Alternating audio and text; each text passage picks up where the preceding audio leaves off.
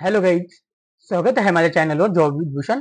आपल्यासाठी मी एक best opportunity घेऊन आलेला आहे मित्रांनो. महिला व बाल विकास विभागाकडून भरती जाहीर झालेली मित्रांनो. ओके, ही जी भरती असणार मित्रांनो, गट क व गट ड, गट क व गट ड या विभागाची भरती घेणार आहे मित्रांनो. यासाठी महाराष्ट्र शासनाने इथं त्या एजन्सीला मान्यता देण्यात आलेली आहे मित्रांनो. तर मी इथं या व्हिडिओमध्ये तुम्हाला सांगणार आहे, बाल विकास मध्ये 575 पदे भरली जाणार आहे मित्रांनो. आणि महिला महिला विकासामध्ये 570 पदे भरली जाणार होते मित्रांनो. ओके, तर या व्हिडिओमध्ये मी संपूर्ण माहिती तुम्हाला देणार आहे. तर सफाई कामगार, स्वयंपाकी सगळ्यांसाठी इथं वॅकन्सी असणार. संपूर्ण लिस्ट तुम्हाला दाखवणार आहे खाली. तर संपूर्ण माहिती ऐकून घ्यायची, नंतर आपल्याला अप्लाय कसं करायचं ते पण मी तुम्हाला नेक्स्ट व्हिडिओमध्ये सांगणार आहे मित्रांनो. आता ही माहिती ऐकून घ्या आणि नंतर चॅनल नवीन असाल सबस्क्राईब करून ठेवायचे, बेल आयकॉनला प्रेस करून ठेवायचं मित्रांनो. चाललं तर मग सुरू करूया व्हिडिओला. तर बेसिकली बघू शकता तुम्ही, हा जो लेटेस्ट जी आर आहे मित्रांनो, 30 ऑगस्ट 2024 चा जी आर आहे. ओके ओके 30 ऑगस्ट 2024 चा जी आर आहे मित्रांनो हा. ओके, तर आयुक्त महिला व बाल विकास विभाग पुणे यांच्याकडून यांच्या अधिपत्याखालील कार्यालयातील गट क व गट ड ची पदे बाह्य यंत्रणेद्वारे मनुष्यबळाचा पुरवठा करण्यासाठी सेवा पुरवठादार संस्थेला एजन्सीला मान्यता देण्याबाबत. ओके मित्रांनो, हा जी आर आलेला आहे महिला व बाल विकास विभागाकडून. 30 ऑगस्ट 2024 चा जी आर हा लेटेस्ट जी आर असणार आहे मित्रांनो. हा तुमच्यासाठी खूप आनंदाची बातमी मित्रांनो. इथं प्रस्तावना, महिला प्रस्तावना वाचून घ्या आधी. महिला व बाल विकास विभागांच्या अधिपत्याखालील आयुक्त महिला व बाल विकास पुणे यांच्या अधिपत्याखाली क्षेत्रीय कार्यालय, शासकीय संस्था, महिला राज्यगृह, बालगृह, ओके राज्यगृहे, बालगृहे व त्यानंतर केंद्र पुरस्कृत योजनेकरिता मंजूर करण्यात आलेली गट क व गट ड ची पदे बाह्य यंत्रणेद्वारे भरण्यासाठी ई निवादा प्रक्रिया राबवण्याकरता आयुक्त महिला व बाल विकास पुणे यांनी संदर्भ क्रमांक 2 येथील पत्राने प्रस्तावना शासनास सादर केला होता. तथ अनुषंगाने संदर्भ क्रमांक 3 येथील पत्राने ई निवादा प्रक्रिया राबवण्याची मान्यता देण्यात आलेली आहे मित्रांनो, आलेली होती. ओके, त्यानुसार शासनाच्या महा टेंडर या निवादा पोर्टलवर 15/2/2024 ते 2/7/2024 या कालावधीत 4 वेळा मुदती सह प्रस्तावना सादर करण्याची आमंत्रित करण्यात आले होते. सदर ई निवादा पोर्टल दिनांक 2 जुलै 2024 रोजी ऑनलाईन पद्धतीने ई निवादा उघडले असता एकूण 11 निवादा धारकांना प्रस्तावना प्राप्त झाला होता मित्रांनो, असं त्यांनी सांगितलेलं आहे. त्यापेक्षा त्या निवादीच्या अटी शर्ती पूर्ण करू न शकल्याने त्यांचा अपात्र ठरवण्यात आले आहे व उर्वरित 3 निवादा धारकांना पात्र ठरवण्यात आले. सदर पात्र 3 निवादा धारकांपैकी नूतन निवादा असलेली, इथं त्यांनी लिहिलेलं आहे जसे की Brics India private limited smart service, okay smart service private limited या एजन्सीला 2063 अनुशकल अकुशल पदे बाह्य यंत्रणेद्वारे पुरवठा करण्याची मान्यता देण्याबाबत प्रस्तावना विचारधारणा होती मित्रांनो. शासनाचा निर्णय आयुक्त महिला व बाल विकास पुणे यांच्या अधिपत्याखाली क्षेत्रीय कार्यालय व शासकीय संस्था, त्यानंतर इथं लिहिले त्यांनी, व केंद्र पुरस्कृत योजनेकरिता मंजूर करण्यात आलेली गट क व गट ड ची 2063 अकुशल पदांपैकी केंद्र पुरस्कृत योजनाकरिता मंजूर करण्यात आलेली 918 पदे वगळून सध्या 1145 अकुशल पदे, इथं बघू शकता 918 होते पण त्यांनी वगळून आता 1145 पदांची भरती होणार आहे मित्रांनो. परिशिष्ट 1 मध्ये नमूद केल्याप्रमाणे बाह्य यंत्रणेद्वारे पुरवठा करण्यासाठी Brics India private limited smart service private limited सेवा पुरवठादाराची नियुक्ती करण्यात येत आहे. सदर 918 पदांबाबतीचे आदेश वगळण्याचे काढण्यात येतील, इथं लिहिलेले आहे. त्याच्यानंतर आयुक्त महिला व बाल विकास पुणे यांच्यावरील 1145 अकुशल पदे ब्रिक्स इंडिया प्रायव्हेट लिमिटेड आणि स्मार्ट सर्व्हिस प्रायव्हेट लिमिटेड या सेवा पुरवठादारामार्फत मनुष्यबळ उपलब्ध करून घेण्याबाबत पुढील कारवाई करावी मित्रांनो, असं इथे लिहिलेले आहे.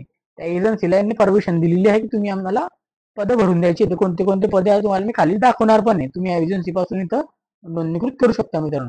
बाह्य यंत्रणेद्वारे कामे करून घेण्यासाठी आयुक्त महिला व बाल विकास पुणे यांनी ज्या बाह्य यंत्रणेत सेवा पुरवठादार संस्थेकडे काम सोपवण्याचे आहे त्यांच्यासोबत त्यांच्याबाबत करार करावा.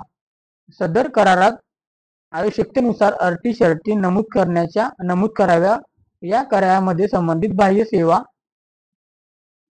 पुरवठादार संस्थेमार्फत काम करण्याच्या अकुशल कर्मचाऱ्यांना सेवेची कोणतीही उत्तरदायित्व शासनावर राहणार नाही याची क्षमता घेण्यात यावी. म्हणजे जे एजन्सीला इतर एजन्सी मार्फत तुम्ही कामाला लागणार एजन्सीचं सगळं काम असणार आहे, तुमची जिम्मेदारी त्यांच्याकडे सोपवली जाणार आहे मित्रांनो. शासनाचं कोणतीही जबाबदारी राहणार नाही तुमच्यावर. सदर मनुष्यबळ उपलब्ध करण्यासाठी 18% इतका सेवा शुल्क तसेच सेवा शुल्क व्यतिरिक्त लागू नसलेली कर उदाहरणार्थ जीएसटी सेवा पुरवठादार देण्यात यावा. इथे लिहिले क मध्ये सदर अकुशल कर्मचाऱ्यांना भविष्यात कोणत्याही प्रकारे महाराष्ट्र शासनाच्या अथवा आयुक्तालयाच्या संस्थेच्या कार्यालयाच्या आस्थापने नियुक्ती मिळणार नाही किंवा ते आस्थापनेवर हक्क प्रस्थापित करू शकणार नाही मित्रांनो, असे इथे लिहिलेले आहे. याची प्रकल्पना संबंधित बाह्य सेवा पुरवठादार संस्थेला व कर्मचाऱ्यांना लेखी स्वरूपात द्यावी. ओके, आता तुम्हाला लेखी स्वरूपात लिहून पण द्यावं लागेल की मी इथं काम करतोय त्या आपल्या त्या एजन्सी मार्फत करत आहे, तर तुम्ही आमच्यावर सरकारीमध्ये तुम्ही दबाव टाकू शकत नाही, आम्हाला परमनंट घ्या का तुम्ही कामावरून काढलं, सगळं त्या एजन्सी मार्फत असणार आहे मित्रांनो. ओके, असं सांगण्यात आले. सदर बाबती संबंधित बाह्य सेवा पुरवठादार संस्था त्याच्यानंतर संबंधित कर्मचाऱ्यांची लेखी संमती घेण्यात यावी. त्यानंतर मित्रांनो इथे लिहिले त्यांनी ड मध्ये बाह्य यंत्रणेद्वारे उपलब्ध करून घेण्यात आलेली अकुशल कर्मचारी हे संबंधित बाह्य सेवा पुरवठादार संस्थेचे कर्मचारी असतील. त्यामुळे करारामध्ये ठरलेला अकुशल कर्मचाऱ्यास कामाकरितेचा मासिक मोबदला हा संबंधित बाह्य सेवा पुरवठादार संस्थेचा अदा करण्यात यावा असे इथे लिहिलेले आहे मित्रांनो. त्यानंतर मित्रांनो पुरवठादाराने मनुष्यबळ मानधनाची देय संबंधित संस्था कार्यालयाकडून तपासून आयुक्तालयास मान्यतेकरिता सादर करावी. तसेच सदर मनुष्यबळ मानधनाची देयक संबंधित कार्यालयाकडे 10 कटांतरी सेवा या उद्दिष्टांतर्गत उपलब्ध तरतुदीची नियमानुसार आयुक्त स्तरावर अदा करावी असे लिहिलेले आहे मित्रांनो त्यांनी. ओके, कटांतरीवर उक्त मान्यता व आदेशांच्या दिनांकापासून कार्यान्वित होईल व ती पुढील 3 वर्षापर्यंत किंवा शासनाच्या विषयावर पुढील प्रमाणे आदेशापर्यंत राहील मित्रांनो. 3 वर्षापर्यंत किंवा त्यापेक्षा जास्त. मनुष्यबळ पुरवठा करणाऱ्या एजन्सीचे वित्त विभागाचे वेळोवेळी केलेले नियम अटी शर्ती यांचे तंतोतंत पालन करणे आवश्यक आहे असे लिहिलेल्या एजन्सीला.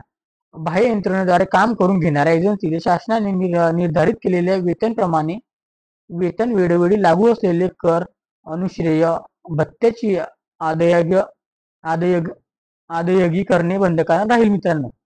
सेवा पुरवठादारांकडून उपलब्ध करून दिलेले मनुष्यबळाला देय असलेले कायदेशीर दायित्व उदाहरणार्थ भविष्य निर्वाह निधी ESIC bonus labour welfare fund त्यानंतर इथं लिहिले रजा रोखणीकरण इत्यादींचा समावेश वेतन अंतर्भूत समूह असून संबंधित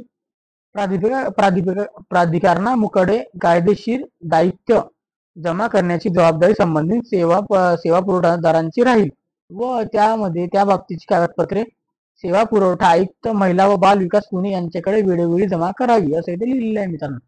त्यानंतर इथं शेवटचा आता वित्तीय त्यानंतर तुम्हाला वॅकन्सी दाखवणार आहे बरं. शेवटचं म्हणजे याचं नाही.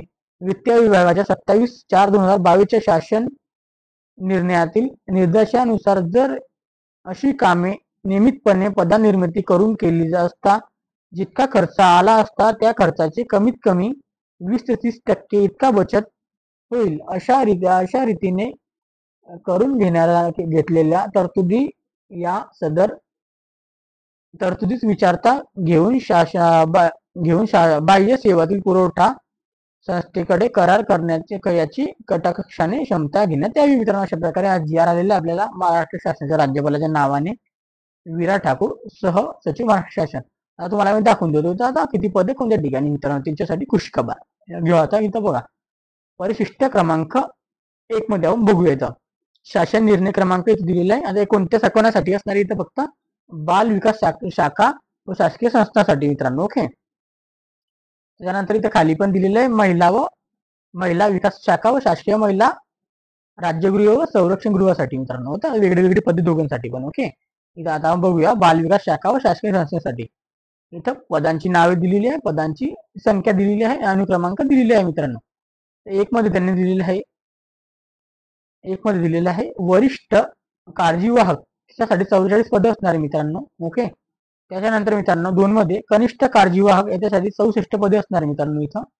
त्यानंतर इथं स्वयंपाकीसाठी महिला पुरुष दोघींसाठी 18 पदे असणार आहे मित्रांनो. त्यानंतर सफाई कामगारसाठी 27 पदे असणार आहे मित्रांनो. पहारेकरीसाठी 6 पदे.